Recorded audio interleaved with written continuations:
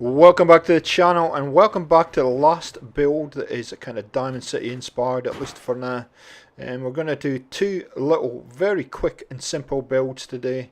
I think it's important just to show you what you can do with a reasonably small space. You can cram a lot in there, and then potential with this kind of build you can just keep expanding upon. If you remember, we originally just started with a house foundation in the backyard, and when you see the end of the build today, you'll see we've crammed a lot into this little space here, and the potential is just to keep going. You can go back behind me and just keep adding buildings if you want. Now I took one of the foundations that I had sitting there out just because I realised once I start building, that dugout in sign is going to be a little bit obscured and we don't want this.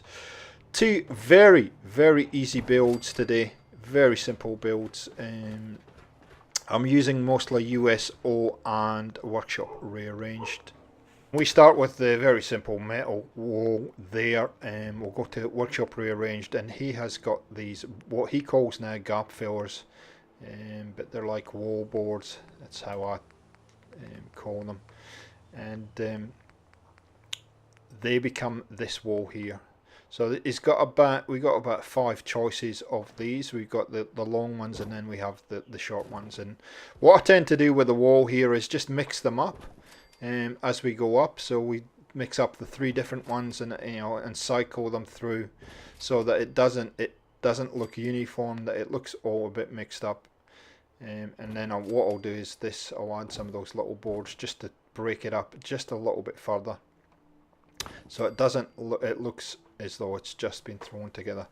Then there are these little planks as well, and add those because there is going to be a gap here, and we're good. Now what happens here is I actually haven't got that second plank pulled across further enough, hence why there's a gap. They should fit perfectly with these other wall boards. Chuck a roof on here. It's been a bit special, but we'll just chuck a roof on there and there. There we go. Turn it around so it's the right way. Now they sit up a little bit too high. I have to pull them down in the finish, but for now, all good. Get those wall fillers and put some more boards up the top there, because they will snap into each other. And you see now, I realise this one just needs to be pulled across like that, and that other one needs to be pulled across as well. But as you can see, it's confusing me a little bit, which is not a difficult thing to do. Okay, so there we go. And then we're going to use these boards again on this wall. Again, I'm varying them up just to change it up a little bit. Up to you how you want to do this. There we go, and that fits in nicely there. That's floating, so we'll just pull that down a second. There we go. And they're pretty forgiving. These what the developer of Workshop Rearranged does a very good job with snapping and things like that. So they're pretty good. So we're going to go to the warehouse tab now and go and get some supports. There we go. One there and one on the other end, like that. And then we're going to get our favourite mesh fence to fill in that gap there. As you can see, both these builds are probably 5 to 10 minutes each in duration, and it's much more about the decoration. A bit similar to the public occurrences one. The build itself isn't actually overcomplicated. Use the pillar to glitch this in if you need to. I'm using place anywhere as I usually do, but certainly you'll be able to use the pillar no problem at all to get that where it needs to be. And then we're just going to fill that in with a little concrete wall, and that's pretty much the build done. So workshop rearranged again. Right there, second set across.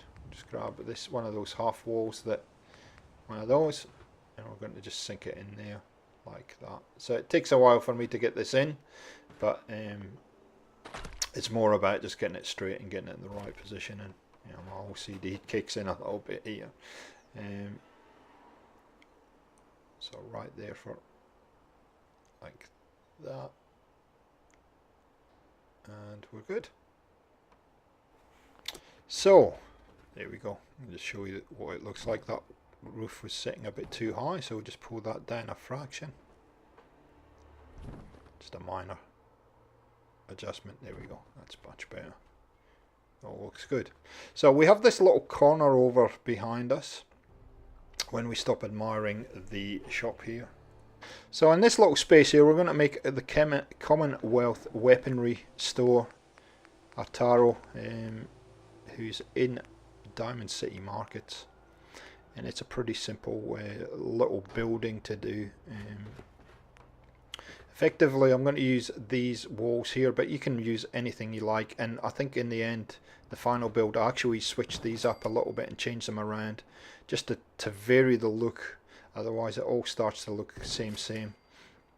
The foundation here is reasonably important because we have to make a little kind of area in where we are now, and then you'll see how this all kind of comes together.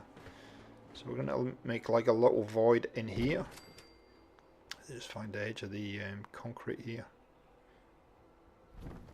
right there. Now you could make this area in here like a little area where he has something, yeah, like a seat or a or something, you know, coffee or whatever you like. But in the original build, the of course there isn't anything in here as such, and you'll see when I get to the decoration what I actually end up putting in here. So for some reason that doesn't want to fit in there, so I'll look at a couple of solutions and I'll go back to the one that originally. So different my advice is just vary up the materials you're using here. You know, use the rug or whatever you need to glitch this in here if it's not playing ball like mine is today. You just want that kind of half wall width like that, and then chuck a roof on it basically, and you're done. Now sometimes that happens. You see how I went to anti-shimmer that and it flicked backward to its original position. Sometimes if that happens to you, just leave it for a couple of minutes and then come back to it and it should be good. One of the things you could also do is put the roof on first, and you might not have as many snapping problems as I seem to be having here today. So there we go. Drop a roof on. I'm going to go to the ones that come with workshop rearranged in the wooden tab, the standard little metal roofs for this build. There we go.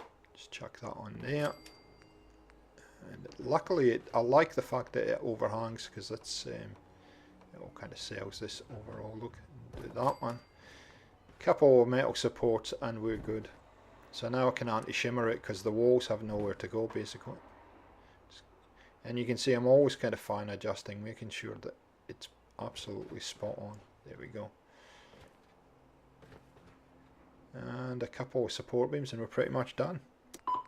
Now this is a good little shop or kind of configuration to have if you have those kind of annoying little areas in your settlement that you need to fill up. This kind of vendor is nice to do. It just, you know, there's a very small space there to work with, and it's good just to fill it up with something. So just taking a quick look back, this is where we started, and you can see we've done 4 little builds in this area, and it really has some character to it. So nice thing to do for your settlement. So let's have a look at the Super Salon, Kath and John's Super Salon. A lot of this is decoration and it really comes to life.